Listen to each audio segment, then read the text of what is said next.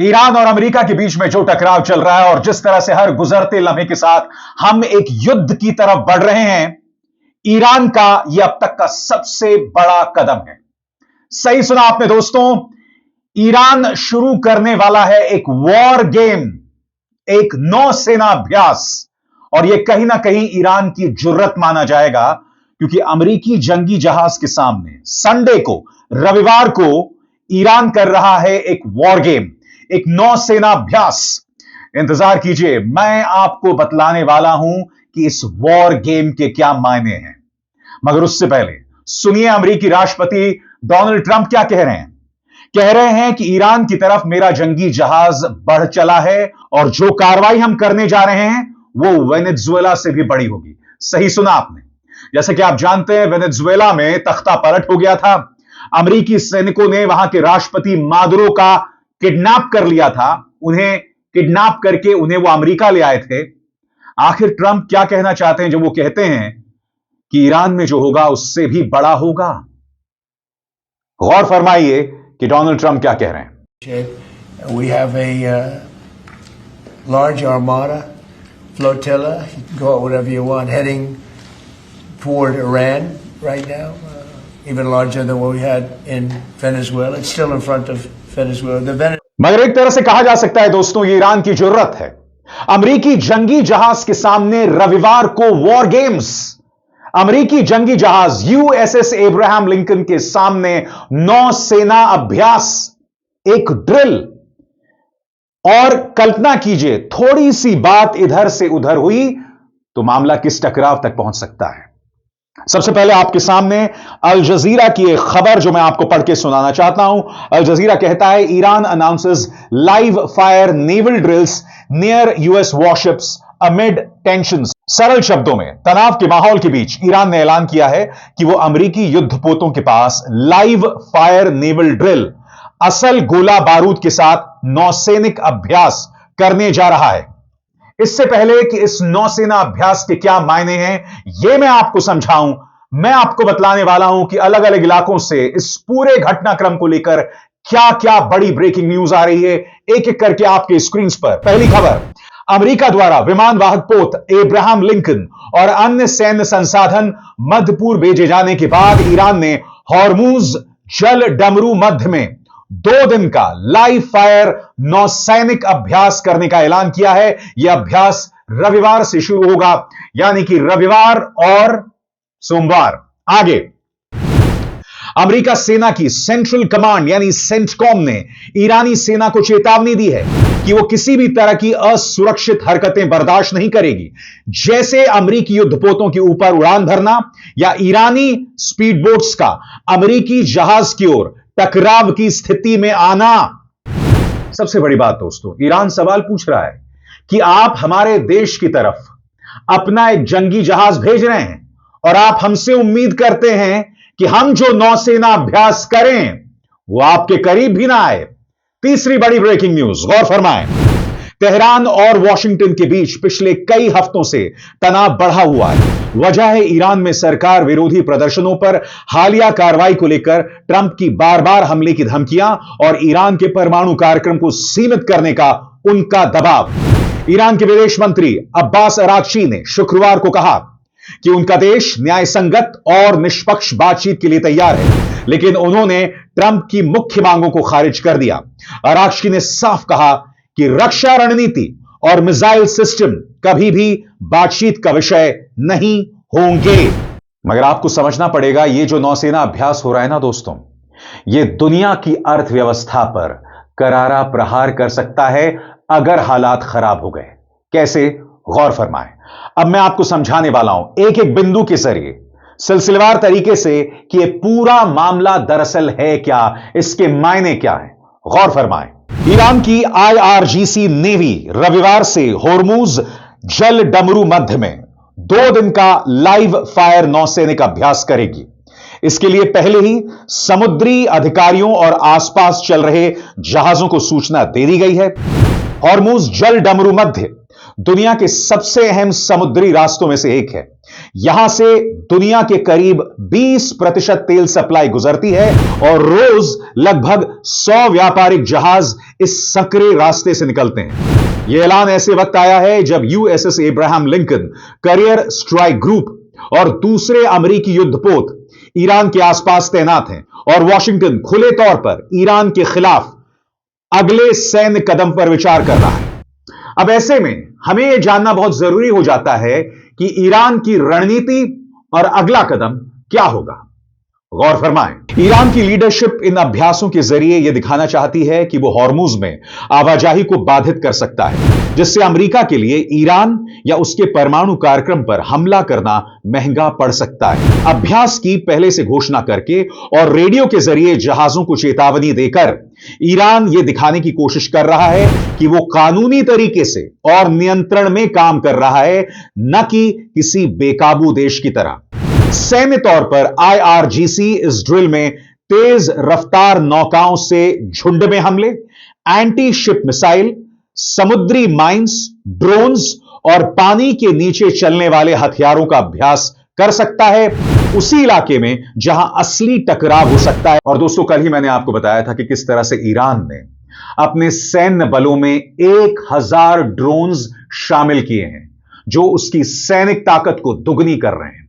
आगे राजनीतिक तौर पर तेहरान यह संदेश देना चाहता है कि वो ट्रंप की मैसिव अर्माडा वाली धमकियों से डरने वाला नहीं, और ईरान पर हमला हुआ तो दुनिया की अर्थव्यवस्था के लिए अहम इस इलाके में हालात बेकाबू हो सकते हैं। अब हमें गौर करना पड़ेगा कि इस पूरे मामले में अमेरिका और उसके सहयोगी देशों की क्या रणनीति है।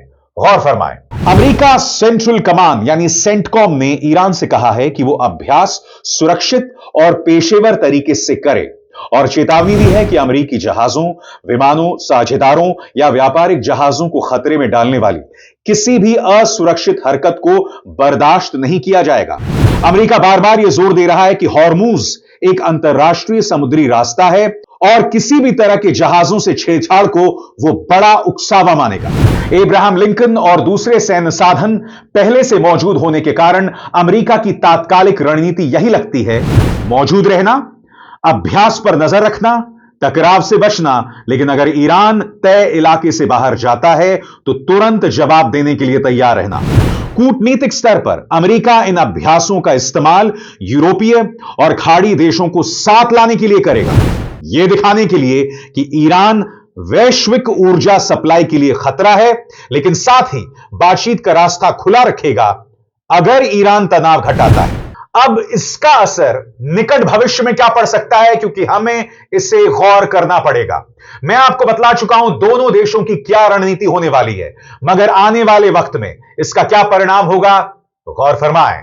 बाजार यानी अर्थव्यवस्था पर असर। हॉर्मुज में ईरान की कोई भी गतिविधि अक्सर तेल की कीमतें ऊपर ले जाती है, क्योंकि कारोबारी गलती या टकराव का खतरा जोड़ लेते हैं। अगर कोई बड़ा हादसा हुआ तो कीमतें तेजी से उछल सकती हैं। समुद्री सुरक्षा, व्यापारिक जहाज थोड़े अलग रास्ते अपनाने, रफ्तार कम करने या काफिले में चलने की कोशिश कर सकते हैं। बीमा कंपनियां भी जोखिम प्रीमियम बढ़ा सकती हैं। सैन्य जोखिम, सबसे बड़ा खतरा अचानक होने वाले सामरिक स्थिति का है, जैसे तेज ईरानी नावें, ड्रोन या नीचे उड़ते विमानों का अमेरिकी जहाजों के बहुत करीब आ जाना, जिससे चेतावनी फायर या अनचाहा टकराव हो सकता है। अब दोस्तों, ये जो नौसेना अभ्यास हो रहा है, ये जो वॉर गेम हो रहा है, इसमें दो चीजें हो सकती हैं, या तो हालात बेकाबू हो जाएं या हालात नियंत्रण में रहें। ये दोनों ही स्थितियों में क्या होगा, अब मैं आपको समझाने वाला हूं। सबसे पहले, अगर हालात काबू में रहे यानी नियंत्रण में रहे तो क्या होगा, गौर फरमाएं। दोनों पक्ष जीत का दावा करेंगे। ईरान कहेगा कि उसने अपनी ताकत दिखाई और अमेरिका कहेगा कि समुद्री आवाजाही सुरक्षित रही और उसका डराने वाला असर काम कर गया। आगे भी ऐसे संकेत देने वाले दौर चल सकते हैं। ईरान की नई मिसाइल, ड्रोन घोषणाएं और अमेरिका के और अभ्यास, लेकिन खुली जंग के नीचे के स्तर पर।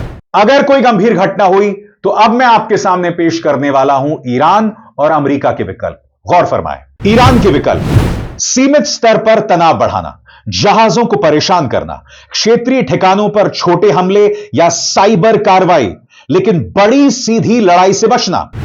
यमन, इराक, सीरिया या लेबनान जैसे क्षेत्रों में अपने सहयोगी गुटों के जरिए दबाव बढ़ाना। और अगर हम अमेरिका के विकल्पों की बात करें तो वो क्या है? गौर फरमाएं। घटना में शामिल IRGC नौसैनिक ठिकानों या मिसाइल लॉन्चरों पर सीमित जवाबी हमला, साथ में कड़ी समुद्री निगरानी। अगर अमेरिकी जहाज या बड़ी संख्या में नागरिक मारे गए तो अमेरिका व्यापक हवाई और मिसाइल अभियान की ओर बढ़ सकता है, हालांकि जमीनी युद्ध से बचने की कोशिश करेगा।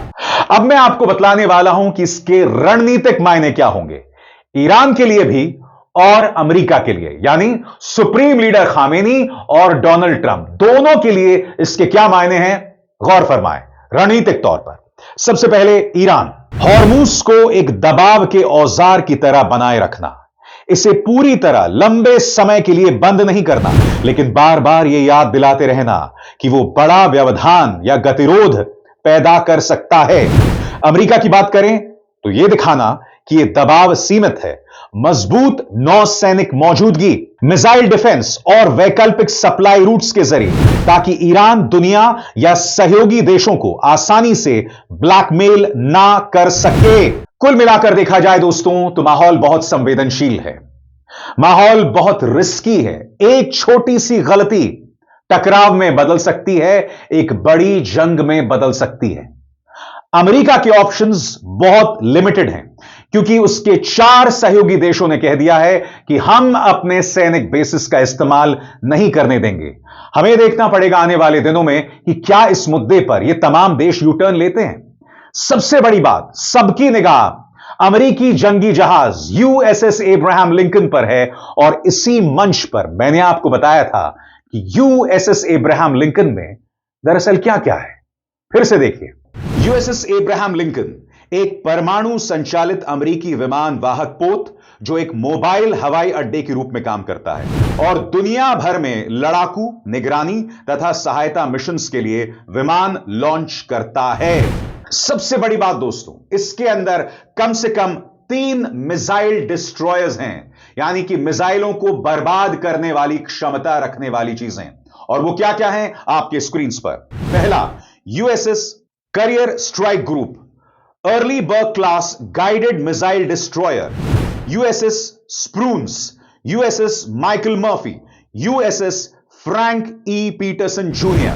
इसके अलावा USS एब्राहम लिंकन में यानी इस जंगी जहाज में कौन कौन से विमान तैनात हैं, यह भी आपके लिए जानना बहुत जरूरी हो जाता है। गौर फरमाएं, F/A-18E/F सुपर हॉर्नेट्स करियर आधारित फाइटर और स्ट्राइक विमान, F-35C लाइटनिंग 2 करियर ऑपरेशन के लिए stealth fighter, EA-18G Growler electronic युद्ध तथा रेडार जैमिंग विमान, E-2D हॉकाय हवाई प्रारंभिक चेतावनी और कमान एवं नियंत्रण विमान, MH-60R/S सी हॉक्स पनडुब्बी रोधी युद्ध, सतही युद्ध और खोज बचाव के लिए हेलीकॉप्टर।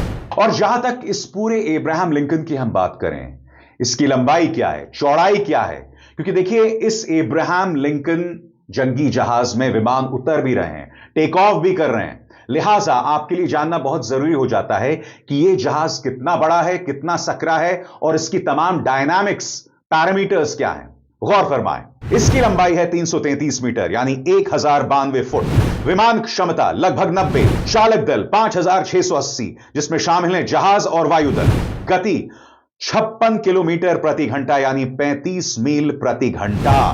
तो देखा आपने, यह टकराव निहायत ही संवेदनशील है और मामला दिलचस्प मगर खतरनाक हो चला है। और मेरे इस मंच पर मैं आप तक तमाम जानकारियां पहुंचाता रहूंगा, यह मेरा वादा है। अविसार शर्मा को दीजिए इजाजत। नमस्कार।